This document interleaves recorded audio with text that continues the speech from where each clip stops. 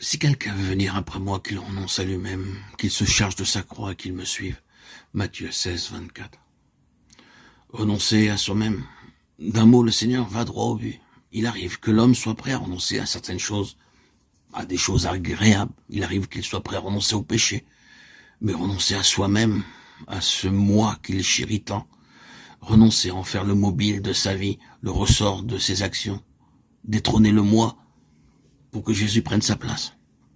La première, que cela est bien plus difficile.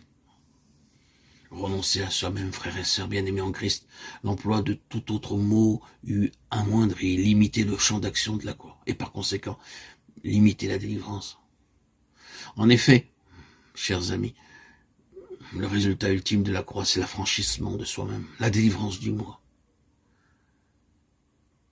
Auditeur, auditrice, si quelqu'un se charge de la croix, accepte l'esprit de la croix, manifesté en Christ au calvaire, et renonce à soi-même, il est alors assuré d'être affranchi du péché, des terreurs de la loi du monde et de l'esclavage de Satan.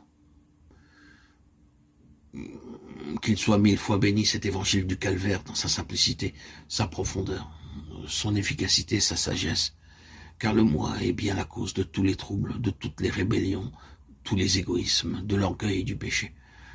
Que l'homme se considère comme cloué au bois avec le Christ, jour après jour, heure après heure, que dans les difficultés, les luttes inhérentes à cette vie, il renonce à soi-même et habite dans le calme et la paix du Sauveur.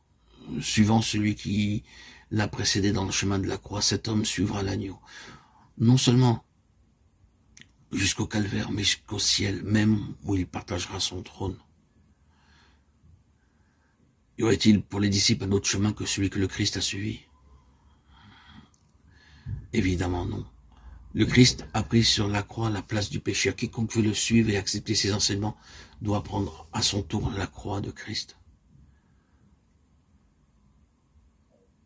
Lorsque les disciples avaient commencé à suivre Jésus de Nazareth, ils n'avaient sûrement jamais entrevu la possibilité du calvaire. Jésus les avait appelés, ils crurent qu'il était le Christ et le suivirent.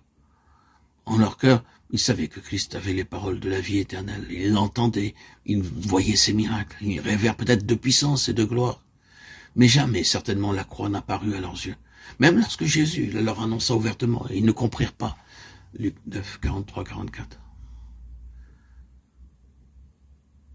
Il en va toujours de même avec la plupart des enfants de Dieu. Ils n'envisagent pas la possibilité de la croix. Mais les premiers disciples ne savaient pas ce que nous savons. La tragédie du calvaire ne s'était pas encore déroulée sous leurs yeux. Ceux qui suivent un Seigneur crucifié doivent l'être à leur tour. Ici-bas, la croix. Au ciel, seulement, le trône.